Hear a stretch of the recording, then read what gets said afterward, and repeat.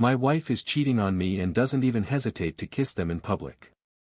My wife, who is 37, started a new job about 4.5 months ago, and since then, she's made some new friends.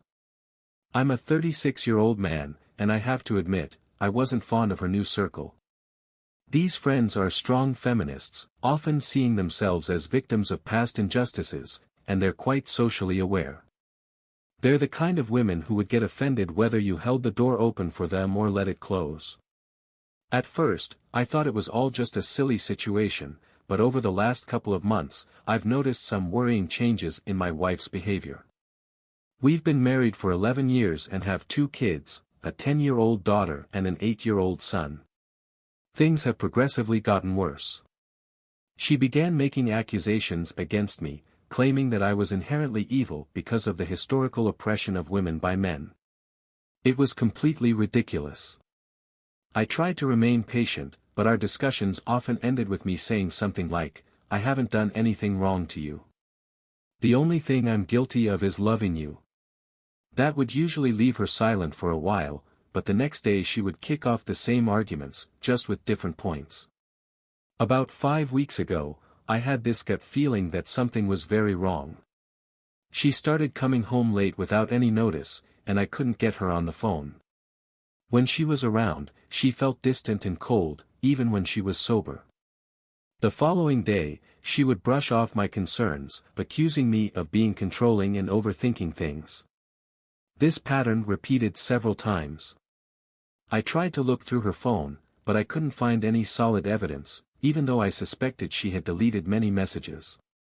Then I stumbled upon a conversation with one of her new friends discussing the possibility of an open relationship, which confirmed my fears about her being unfaithful.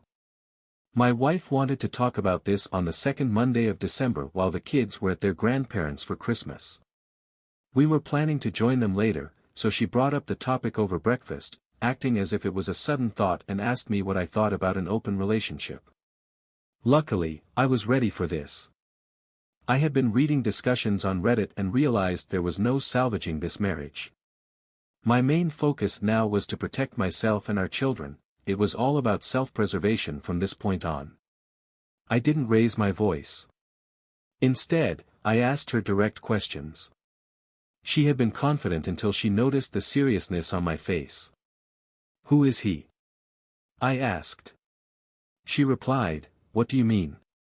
I pressed on, "Don't play dumb. If you want to have an honest conversation, let's do that. If you can't be truthful, what's the point?"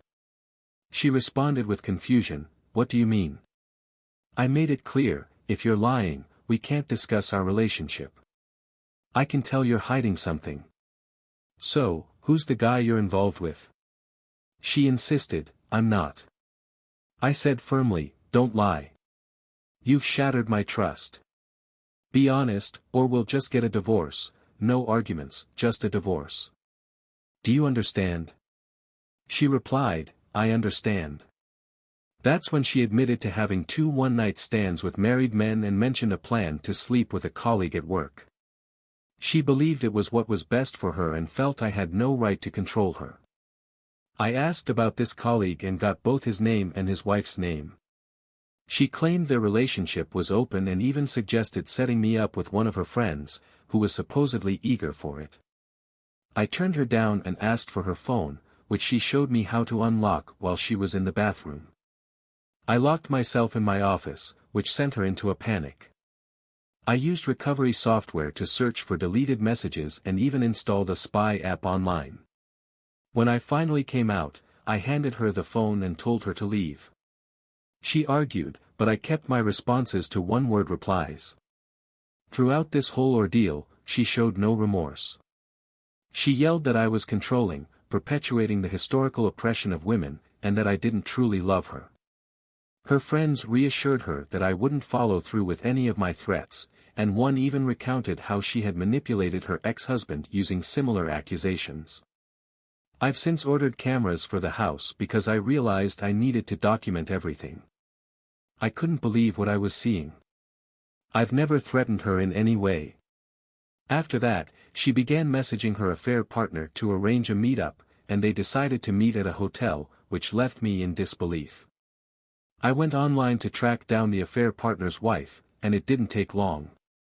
I reached out to her on Facebook and shared all the details, including what was happening at the hotel. She thanked me and hung up. A few hours later, I received a video from her. She went to the motel and confronted them, shouting that this wasn't the first time her husband had cheated, and she expressed her fury. The video showed my wife getting dressed on the bed, which made me feel nauseous. The affair partner's wife even slapped and cursed at my wife. I texted my wife to let her know I'd seen the video and that I never wanted her near me again. It seemed like she viewed our situation as some kind of competition where she believed she was winning. It's hard to wrap my head around. It's as if she's completely disconnected from reality and doesn't grasp that we're headed for divorce. I joined my wife's family WhatsApp group to let them know about our divorce due to her infidelity. I thanked them for welcoming me into their family and then exited the group. Since then, I've been bombarded with calls and messages from her, but I haven't opened or replied to any of them. I simply don't have the energy to engage. I shared everything with my parents, and my father reached out to my wife to inform her that she wouldn't be welcome for Christmas. Right now, I'm at my parents' house, and I've spoken with my boss, who has given me time off until mid-January to sort everything out. I've been keeping an eye on my wife's conversations with her new friends, which have become more frantic by the day. I don't think she fully grasps that she's lost her family, and her new friends, along with her affair partner, don't genuinely care about her. She has sent me countless messages and even showed up at my parents' house, insisting on celebrating Christmas with us. My father threatened to call the police if she didn't leave. Now, I'm on the hunt for divorce lawyers and shedding tears. The pain hit me hard the moment I stepped into my parents' home. It's all so confusing. Reading her chats and interacting with her brings me a lot of pain.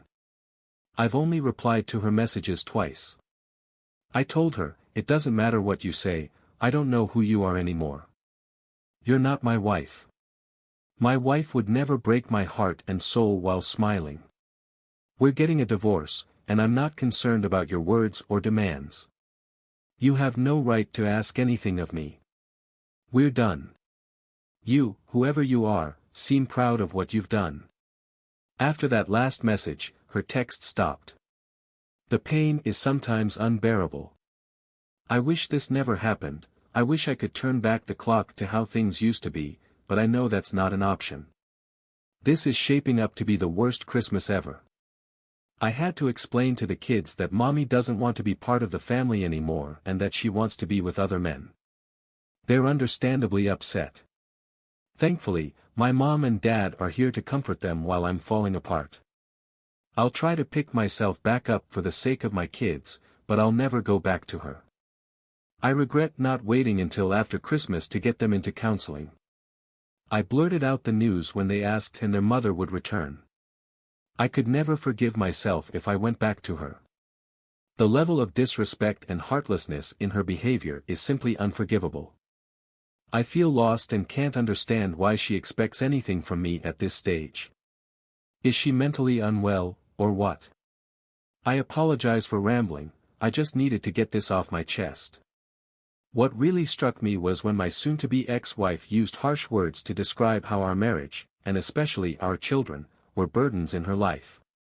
She claimed they held her back from becoming a successful woman who could reach her full potential. She even blamed me for oppressing her and standing in the way of her happiness. She said that her family was the reason she hadn't had a successful career and missed out on casual experiences. It was just too much to bear. For the next roughly 30 hours, I found myself reading and rereading all the emails and chats we'd had.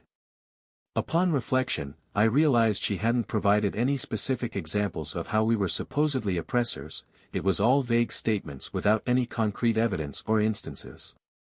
In reality, I had never stopped her from pursuing anything.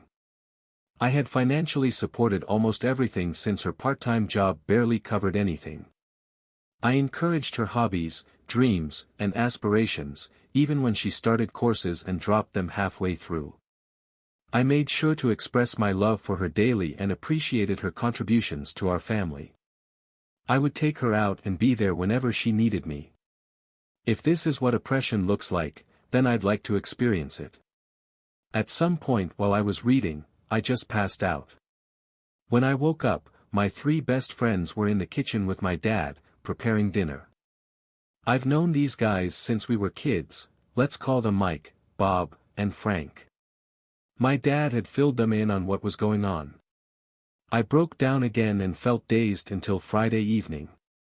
Mike is a military veteran who lost his left arm below the elbow.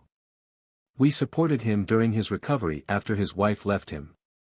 Luckily, they didn't have any kids, and Mike later adopted 2 children and found a wonderful girlfriend. He set up a Zoom call with his counselor, who had helped him through his recovery. His insights into my emotional state, even though he specializes in helping amputees, were incredibly beneficial. He explained that a significant part of my identity and spiritual self was tied to my role as a husband, and now that part felt dead. It was like an amputee experiencing phantom pain from a missing limb. I was feeling phantom pain from the dead part of my identity. We had some deep conversations, and I've been gradually improving since.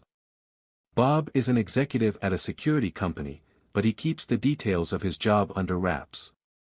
I'm not entirely sure what Bob does, but he's definitely well off. He reached out to a law firm connected to his company, and on Sunday morning, I had the chance to speak with a lawyer I could never have afforded on my own. Bob, who faced a lot of bullying in his youth, reassured me not to worry about the legal fees, he would cover them. He was happy to finally repay me for standing up for him back in the day. Frank, on the other hand, is a teacher at a private school and has 7 children. Yes, you read that right, 7. My kids adore him and his family. Frank has been making sure my kids are well taken care of while I'm trying to regain my footing and get everything sorted out. Yesterday was quite an eventful day. It kicked off with an early morning STD screening, which shockingly revealed that I had contracted chlamydia from my soon-to-be ex-wife. I'll need to get tested again in 6 months. My self-pity quickly morphed into pure rage upon hearing this news. I've decided it's time to go all in for full custody and provide her with nothing, if I can swing it. My lawyer was able to locate the ex-husband of one of my wife's feminist friends, who had bragged about how she had deceived him. Thankfully, it turned out to be fairly straightforward to gather information through court documents. In a WhatsApp conversation with him, he expressed his gratitude and shared the horrors he endured because of that woman. Now I have a clearer idea of what to expect from my soon-to-be ex-wife. Hearing his story was sickening, and it prepared me for the legal battle ahead. I was deeply saddened by his situation. He had been homeless and hadn't seen his kids for 4 years due to the lies of his ex-wife. I know that, as a man in the court system, I'm at a disadvantage, so I'm determined to gather a mountain of evidence. My lawyer suggested a preemptive move by getting a restraining order because of my wife's negative and aggressive remarks about men in general. Growing up in a household with a parent who is openly hostile towards males can be damaging, especially for our son, which is why I'm pursuing full custody. I instructed my lawyer to proceed, and she expects to serve the restraining order today. I also had a Zoom call with my soon-to-be ex-wife. It's worth mentioning that she hasn't reached out to me or anyone else since our argument at my dad's house. It's clear she doesn't care about any of us. The call was incredibly bizarre. She showed up in a revealing outfit, trying to look her absolute best. I haven't seen her make such an effort in years. During our conversation, she tried to provoke me into an argument, but I managed to stay composed. My lawyer had advised me on what topics to cover, suggesting that if both parties make an effort for an amicable divorce, it could help avoid a contested one. I recorded the conversation, and I even referred to her as my soon-to-be ex-wife, which she seemed to embrace. She kicked things off with an odd statement about different types of male anatomy and how they change when erect or flaccid. I couldn't believe she began our conversation with such a topic. Then she went on to express her excitement about the end of current restrictions so she could explore these ideas further in person. I told her I wasn't interested in her hobbies and that my focus was on our divorce. Her hostility became apparent when I didn't react the way she hoped. At one point, she claimed she was going to the bathroom and muted herself. I watched as she discussed her plans with her friends, cursing me simply because I'm a man. Throughout the call, I had this strange feeling that she was treating it as a game, believing she was in control while I had no choice but to go along with her wishes. We made no progress on our divorce, and I realized we were heading toward a contested divorce. I told her, by the way, I contracted chlamydia from you, and unlike you, I haven't been with anyone else. You should get yourself to a clinic. She laughed at me, clearly not believing my words. At this point, I have no idea what's going on with her, and honestly, I don't care anymore. I shared the recording with my lawyer, and she was quite surprised. Everyone thinks my wife's behavior is irrational, and perhaps it is. Since I own her phone and the subscription, I can legally use the chat logs in court. After our call, there was a frantic discussion among her friends, but I no longer care about what they say. My lawyer is confident that we'll win this case unless I've hidden something. So here I am. It still hurts, but I've started to see it as phantom pain. I've stopped feeling sorry for myself and am now taking a proactive approach, no holds barred. I need to protect myself and my kids. I'm confident that they will be okay, and I'll ensure they get therapy as needed. My soon-to-be ex-wife will soon be nothing more than a distant memory, and I plan to start building a new and better life. Today, I discovered that she was aware of the chlamydia infection and had received treatment but didn't bother to inform me. It's incredibly frustrating. First and foremost, I want to thank everyone for their feedback. Some see me as strong or somehow victorious in this situation, but I recognize that my anger shines through, and while I may appear defiant and confident, the truth is I'm not. I wish this whole ordeal had never happened. I wish my family was still together and that I had a simple, comfortable life ahead with my wife. No one is winning in this situation. As the kids grow and begin to carve out their own lives, my wife's behavior has left me no choice but to move forward, and there's no turning back now. I desperately wish this whole mess hadn't become necessary. I can never trust her again, and every night I cry myself to sleep, not just for my own loss but also because my children will grow up in a broken home. It breaks my heart that my kids no longer have a functional relationship with their mother. How do you respond to a child asking, "Why doesn't mommy want to see me anymore? Doesn't she love me?" If anyone has an answer, please share it, because I certainly don't. Each day, I wake up and tell myself my heart is already shattered into so many pieces that it can't possibly break any further, only to be proven wrong time and again. My wife still doesn't realize that I can monitor her communications, or maybe she just doesn't care. She is convinced that I will never leave her and that my reaction to her behavior is completely unjustified. She continues to speak negatively about me, our marriage, and our children to our friends. I don't understand why she despises us so much. We haven't done any of the things she accuses us of. As I mentioned before, my lawyer secured a temporary restraining order against her. We had a hearing yesterday morning, but since there were no new direct threats, it wasn't extended. My lawyer suggested leveraging the fact that she knowingly infected me with chlamydia to negotiate an uncontested divorce. I wish we could part ways through a reasonable process. I hate that I have to view her as an adversary and prepare for the worst possible outcome. If she wanted to leave me, I would have accepted it. Why is she forcing me into this highly contentious process? Why does she seem determined to inflict as much misery as possible on the people who once cared about her? What could she possibly gain from all this? I would appreciate any insights into her behavior because it just doesn't make sense to me. If we end up in court, I might have to pay her a lump sum for her share of the house, but I likely won't be responsible for alimony since she shows no interest in the kids. I'm hopeful about winning custody if it goes to court. My lawyer suggested we aim for an amicable divorce, and I agreed. We plan to meet with my soon-to-be ex-wife and her representative, hopefully this week. The ex-husband who was deceived by my wife's dishonest friend spent New Year's Eve with me and the kids. The injustices within the legal system against fathers are simply unbelievable. I no longer have any illusions about receiving a fair process if we go to court.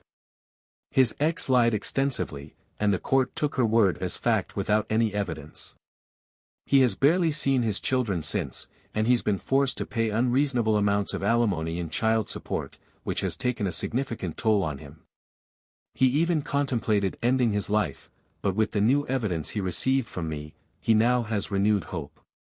We both discussed our situations with my lawyer, who recommended that he hold on to the evidence until our meeting with my wife and her counsel. If he acts now, it could reveal that we have access to their communications. My lawyer's primary goal is to facilitate our divorce as quickly and smoothly as possible. Right now, all I want is to distance myself from my soon-to-be ex-wife.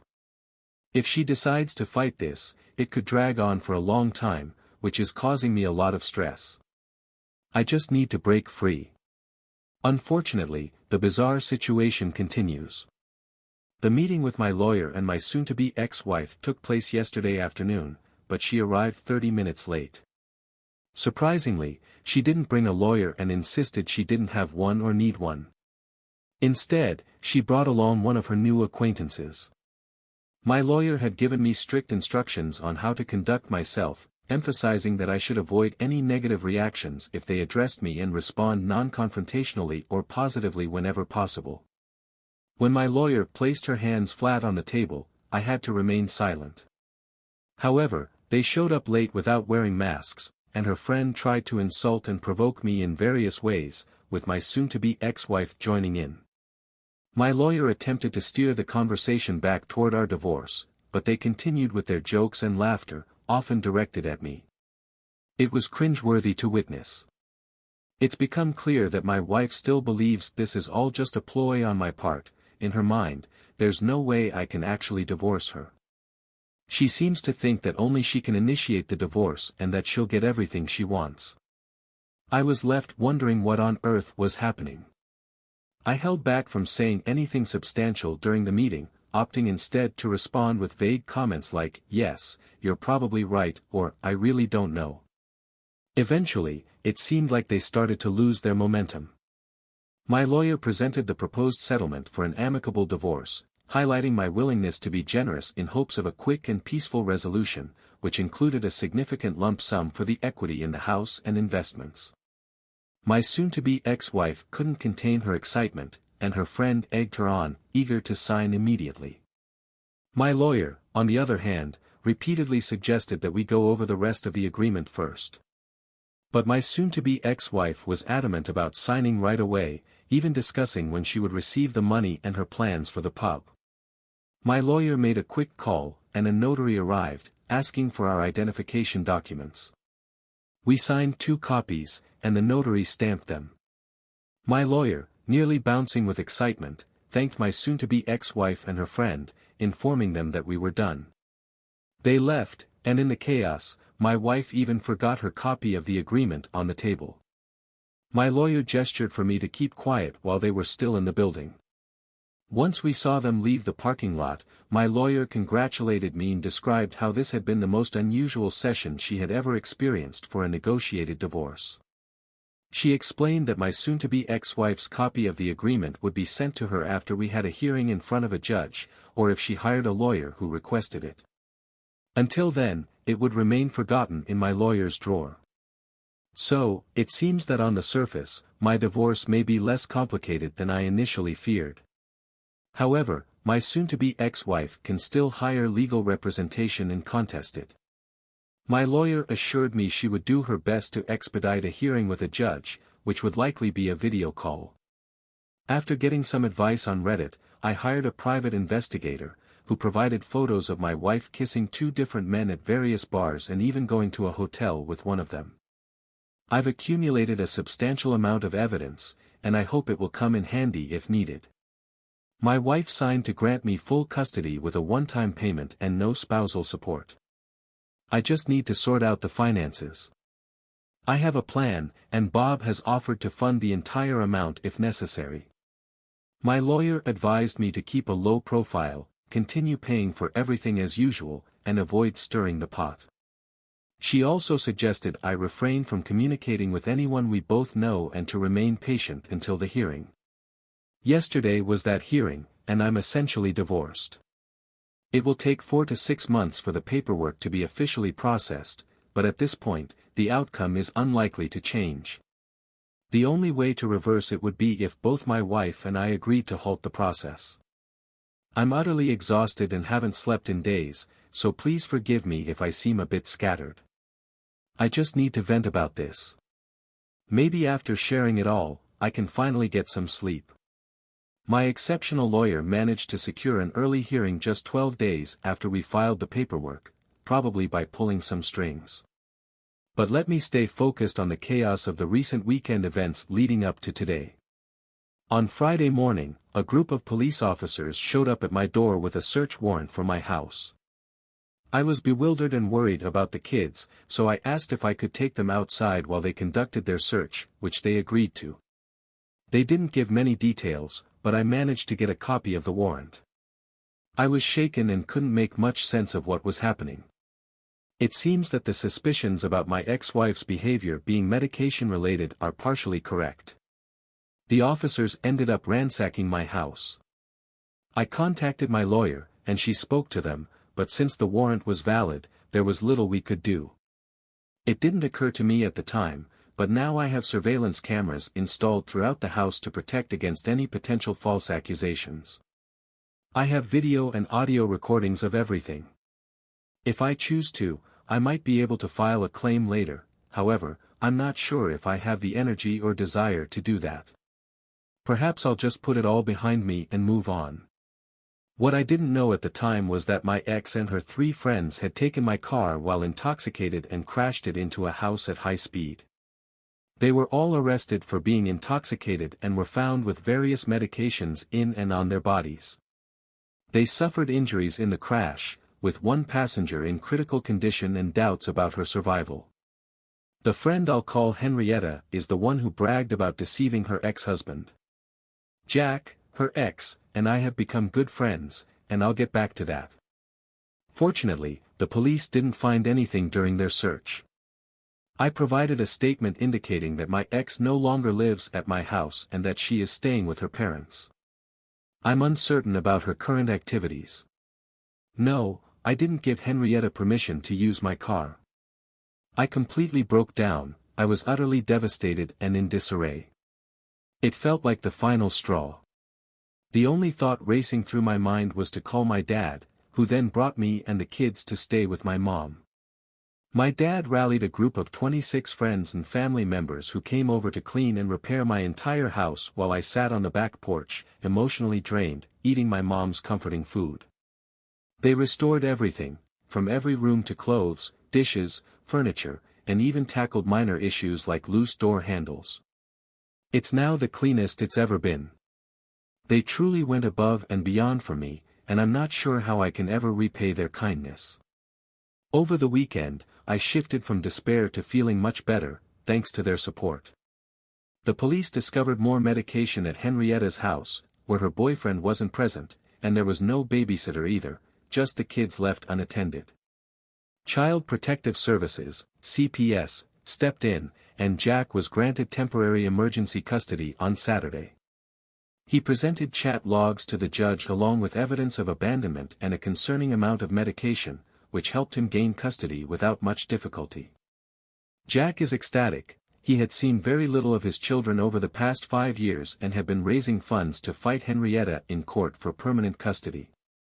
While he still has to go through the court process, at least the kids are in good hands. At this point, many believe Henrietta could face significant jail time if her critically injured friend doesn't survive. Afterward, Jack plans to pursue child support and compensation for Henrietta's actions, although he isn't overly optimistic about the latter. His main priority is being with his kids and ensuring they have a good life, especially since it's clear that Henrietta has been negligent in caring for them. Bob has been supportive, helping Jack find a rental apartment through a friend. I've realized that I know very little about Bob's personal and professional life, and I intend to rectify that. But let me get back on track. Henrietta was driving when they veered off the road and crashed into a house. All of them were injured, and search warrants for alcohol and medication were issued for everyone in the vehicle. My ex is still registered at my house, and on Sunday, I made the decision to sell the house and move away as soon as possible. I fear a similar incident could happen again. Last Sunday, her parents called me to say that their house had been searched as well. They had visited their daughter in jail on Saturday and no longer trust anything she tells them. To cut a long story short, they came over to talk, and it turned out she had been lying to them about everything. She had been going out to party and cheating on me while claiming she was staying home to work things out. Her parents were completely unaware of the truth, believing her cheating was just a one-time mistake. That's what she had told them. On Monday, my wife called to ask for bail money, which was set at $155,000. Her parents had already refused to help. After consulting with my lawyer, she drafted an agreement stating that the bail amount would be deducted from the final settlement, with her mother acting as custodian for the remaining money. My lawyer wanted to ensure my wife had no excuses for missing the court hearing, so my ex had little choice but to sign the agreement. She was released on Monday afternoon. According to her parents, she didn't comply with their conditions for living with them, which included stopping medication, committing to rehab, being open about her activities, and dropping her bad friends. Apparently, she left their house on Tuesday to stay with some new acquaintances. She also missed the court hearing, which resulted in me being awarded full custody. The settlement was based on our agreement and was completed in just 30 minutes. It will take 4 to 6 months for all the paperwork to be processed, but in reality, it's a done deal. There's not much that can be done to change it now. Let's fast forward to today. I couldn't sleep, and everyone has been congratulating me as if I've won a major victory, but it doesn't feel that way at all. I still love my wife, even though I know our relationship is over. She used to be my best friend and soulmate, but that all changed recently. Although my love for her has been severely damaged, it's still there, and it hurts a lot. There are no winners here. I lose, she loses, and the kids lose. It's hard to find the right words to describe it. It feels like being asked to celebrate after losing both of my legs. People congratulate me as if I saved half a kneecap while losing both legs. I struggle to sleep, and when I do, I'm plagued by terrible nightmares that wake me up in a cold sweat.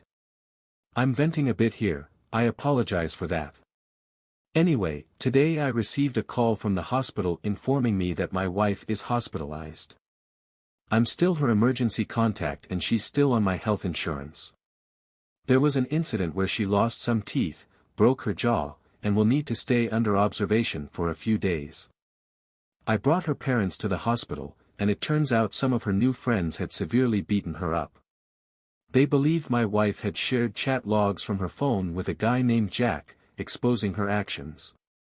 They assumed she had given the logs to Jack, which led to the beating. She still doesn't realize the gravity of what has happened. I can monitor her phone, and I'll continue supporting her financially until I have the legal papers in my hand. I just can't believe it until I see it for myself. Right now, she has nothing. She asked if she could move back home, but I firmly told her no. Her mother won't give her a penny unless she gets clean and stays clean for at least a year. They offered her a place to live under strict conditions, but since she refuses to accept them, I don't see how she'll manage. For the first time, I saw a hint of regret in her since all of this began, but I doubt it's genuine. She barely looked me in the eye during our meeting. It pained me to see her like this, and I felt an urge to protect her, but she's an adult, and her behavior is dangerous. I need to protect my kids. She didn't ask about the court hearing or her injured friend's condition. She seemed annoyed and disconnected. I still can't wrap my head around her actions. She has lost everything, destroyed her family, and caused pain for many people, all for a fleeting high and shallow connections. I'll maintain no contact with her until she's been clean for a significant period. I can't handle all this chaos. I'm feeling somewhat depressed and extremely tired. I hardly get any sleep, and when I do, I'm plagued by nightmares. The good news is that the kids are doing better. My dad has been a tremendous help, and I can't imagine what I would do without him. We went to his cabin this weekend for some skiing with the kids, and it was a great break. I have minimal contact with my ex, but I did have a conversation with one of her friends, the one who was in critical condition. She's awake now but in bad shape. Her nurse told me that no one had visited her during her stay, her family even refused to see her when contacted. I'm worried that the people who attacked my ex might come after me and the kids, so I asked the nurse if I could speak to her, and she agreed. I know I probably shouldn't, but I felt compelled to ask her about what had happened since my wife got involved with that group. She started off by asking if I wanted to buy a favor for $120, which was quite awkward. I offered her $150 in exchange for information. My wife's new friends are all heavy medication users, and Henrietta convinced my wife to try drugs and party with them, selling favors to fund their habits. Henrietta was the ringleader of this group. They preach feminist ideals, but as she put it, it's all a facade to protect their egos. In reality, they're selling themselves for drug money. My wife got caught up in this lifestyle and soon started selling favors to support her own drug habit. Hearing that the person I once loved had turned to this to feed her weakness is tough. It explains why money seemed to become her top priority. Based on what she's told me, it's mostly meth that she's been using. Nobody visited her because she has stolen from, cheated, mistreated, and lied to everyone in her life. As a result, no one wants anything to do with her. She told me without hesitation how sad she was to have survived. She has no hope for the future and looks extremely unhealthy without her makeup. It was painful to listen to her, and I found myself crying a lot for the sake of my wife. I'm not making excuses for her, she chose to get involved with this destructive lifestyle, and now she has to face the consequences. I'll get back to the details about the people who assaulted my ex later. Henrietta is facing a list of charges, including making death threats, resisting arrest, possession of drugs, engaging in prostitution, trafficking medications, neglect, driving under the influence, causing property damage, and stealing a vehicle. She has been denied bail due to the risk of her fleeing, and it's likely she'll be in legal trouble for a while, at least I hope so. Before I continue, I want to express my gratitude to those who shared their experiences with dependency. Many of you warned me that my ex might attempt self-harm now that things are closing in on her, and you were right. She tried to intentionally overdose. I had discussed this possibility with her father, so we decided to keep a close watch on her. Fortunately, she still doesn't know that I have real-time access to her phone. While we were at the cabin on Saturday, I received a message from her that sounded like a goodbye note. She talked about her weakness, prostitution, letting everyone down, and how she felt like she had no other choice. I immediately called her father, and since I could track her location, he rushed out to find her unconscious on a park bench. She was taken to the hospital for treatment and was also severely hypothermic. I hate to think about what might have happened if he had arrived just a little later. She's now on methadone, and her father has been appointed as her legal guardian. She can't object to treatment anymore. Her father had her forcibly admitted to a rehab center, and she will undergo a sedated detox. I'm not sure when, but it will probably be this week. Her father's appointment is not solely due to her overdose but also because she abandoned her children, which indicates she's not thinking rationally as she tries to end her life. That's the legal reasoning behind it, thankfully. I haven't cancelled her life insurance yet, so she will receive treatment. I've offered to help with the financial side of things, as long as my ex doesn't realize the support is coming from me. I've been worried that the men who assaulted my wife might come after me and the kids. Remember, Jack presented chat logs in court that they believed my wife had given him.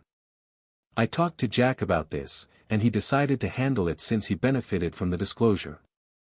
I don't know if I mentioned this before, but Jack is a big, imposing guy. He went to the guy's apartment, which was a real dump, by the way. He confronted them and told them that Henrietta had provided him with the chat logs. Since they had assaulted someone, he gave them a choice: go to the police and confess everything about the assault or face the consequences right there, which would involve some painful and permanent injuries if they chose the latter option. As he described it to me, he made it clear that he hoped they would opt for the first choice. They wasted no time heading to the police, so needless to say, I no longer worry about them. I found a new apartment and will be moving soon. Once again, Bob came through for me. I'm feeling very downcast. This situation weighs heavily on my mind. What keeps me going is the support from my friends and family, and I know I need to stay strong for the kids. My heart aches for my ex despite everything. I don't regret marrying her, I still love her, but I realize we can never be together again. She's not the person she used to be, and there's too much pain between us. Despite all the recent hardships, we had a good life before this. I wouldn't have my children if it weren't for her, and I wouldn't trade them for anything. I know the pain will linger for a long time. Strangely enough, the news of my wife's struggles has made it easier for the kids to understand the situation. It's simpler to explain that mommy is sick and it will take time for her to get better. She still loves them, and so on. Right now, I'm feeling sad and tired. Jack is here with his kids, and we're going to watch Madagascar 3. I think I'm trying to create as many positive memories as possible. Jack is doing the same, and his kids, along with mine, seem to be doing much better now. I believe we'll be okay. I've heard that my ex passed away from an overdose while in rehab. We're not sure how she got access to medications, but it seems she must have taken them while inside, and something went terribly wrong.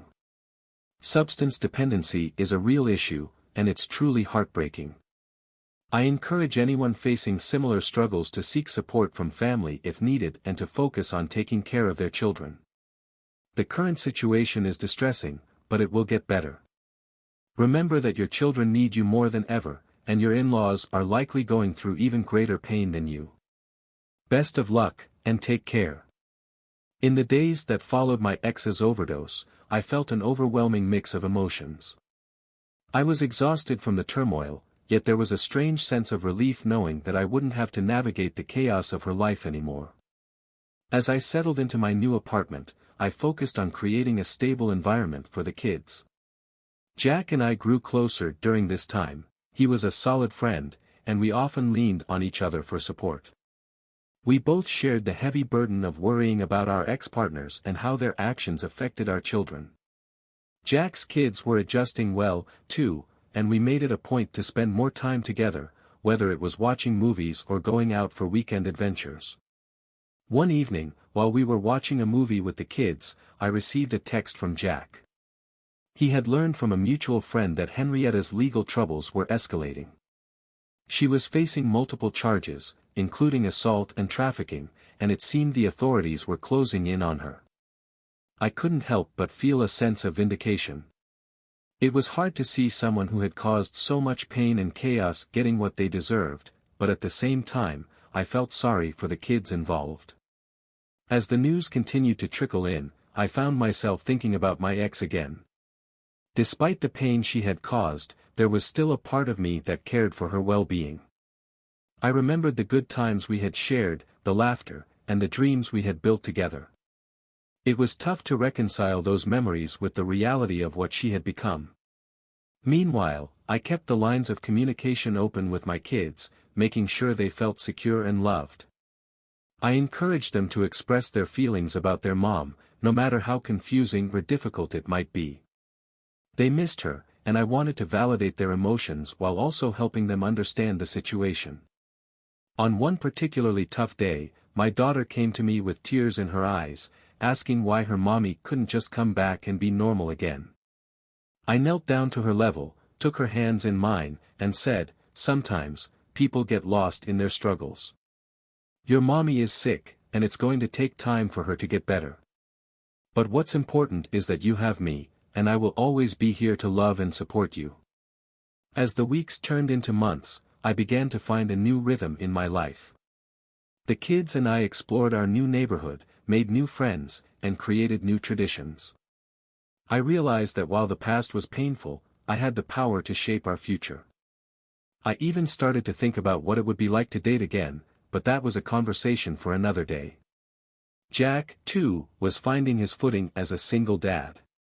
He was actively involved in his kids' lives, and we often talked about our hopes for the future, hopes that didn't involve our exes. I found comfort in knowing that we were both moving forward, even if the paths were difficult. One afternoon, as I was preparing dinner, I received a call from my lawyer. "I wanted to give you a heads up," she said. "We've received word that Henrietta might be facing additional charges, and the prosecution is pushing for a harsher sentence. They believe her involvement with your ex goes deeper than initially thought." I felt a knot tighten in my stomach. I had hoped that with my ex in rehab, things would begin to settle down, but it seemed like the storm wasn't over yet. I took a deep breath, knowing that whatever happened, I needed to stay focused on my kids. They were my priority, and I had to keep moving forward, no matter what challenges lay ahead. As the months went by, I settled into a new routine with my kids. Jack and I became like brothers, supporting each other through the chaos of our pasts. We often reminisced about the struggles we faced with our exes, but we also focused on creating a brighter future for our families. Then, one afternoon, I received a phone call that would change everything. It was my lawyer again, and her voice was filled with urgency. "I have news about Henrietta," she said. "She's been charged with additional felonies related to drug trafficking and the assault on your wife's friend. The prosecution is looking to make an example out of her, and they're pushing for a lengthy prison sentence." As she spoke, a surge of mixed emotions washed over me: relief, anger, and a deep sense of justice. I knew that Henrietta's downfall wouldn't change what had happened, but it felt like a significant step toward closure. "What can I do?" I asked, feeling an urge to be involved in the proceedings. My lawyer explained that there would be a public hearing soon, and they would allow victims and their families to speak. "You can share your story, how this has impacted you and your children. It's an opportunity to be heard," she said. I took a moment to consider it. This was my chance to finally stand up for my family, to reclaim our narrative. I agreed to attend, feeling a newfound strength in my resolve. The day of the hearing arrived, and the courtroom was packed. I sat nervously with Jack by my side, both of us knowing the weight of our words. When it was my turn to speak, I stood up, my heart racing. I looked around the room, focusing on the faces of my children, who were sitting in the front row with wide, anxious eyes. "I'm here to talk about the real victims of this situation, my children," I began, my voice steady. "Their lives have been turned upside down because of the choices made by Henrietta and my ex-wife. They didn't deserve any of this. They should not have to grow up in a world filled with uncertainty and fear." As I spoke, I felt the support of the people around me, their silent encouragement filling the air. I shared how my children had struggled, how they missed their mother, and how we were all learning to cope with the loss of the family we once had. I also addressed Henrietta directly, reminding her that her actions had consequences not only for my family but for her own. The room was silent, and I could see the impact my words were having. I felt empowered, reclaiming my narrative and allowing my children's voices to be heard. As I wrapped up my speech, I finished with a powerful message: we all deserve a chance at redemption, but that starts with taking responsibility for one's actions. I hope that both Henrietta and my ex find the help they need, but that shouldn't come at the cost of my children's well-being. The judge nodded, visibly moved by the testimonies that had been shared. As I returned to my seat, I felt a sense of relief wash over me. I had finally spoken my truth, and in doing so, I had found a new level of healing. Days turned into weeks, and the verdict came down. Henrietta was sentenced to several years in prison, a clear message that her actions would not be tolerated. As for my ex, she continued her treatment, slowly making progress toward recovery. In the wake of the trial, I focused on building a stable and loving environment for my kids. I began to find joy in the small things again: family game nights, school events, and even the simple pleasure of cooking together. Jack and I made it a point to create fun memories, taking the kids on camping trips and exploring new places together. And then one evening, as I tucked my kids into bed, my daughter looked up at me and asked, "Daddy, will Mommy come back home?" I smiled gently, knowing this was a question that would take time to answer. "Right now, Mommy is working hard to get better, and she loves you very much," I said. "We'll always be a family, no matter what." In that moment, I realized that while the past was filled with pain, the future held hope. I was determined to guide my children through the storms of life, to teach them resilience, and to show them the importance of love and support. As the years rolled on, we continued to heal, transforming our pain into strength. My ex eventually made her way back into our lives, but as a different person, one who was working hard to rebuild herself and reconnect with her children. We all learned that while the past can haunt us, it doesn't have to define us. The journey toward healing is long, but with love, support, and understanding, we can find our way through the darkness into the light.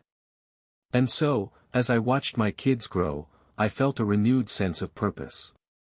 I was no longer just a victim of my circumstances, I was a father, a protector, and a beacon of hope for my family, ready to face whatever came next. Thanks for watching. Like and subscribe to the channel to watch my next videos and share with me your opinion, what you would do in my place.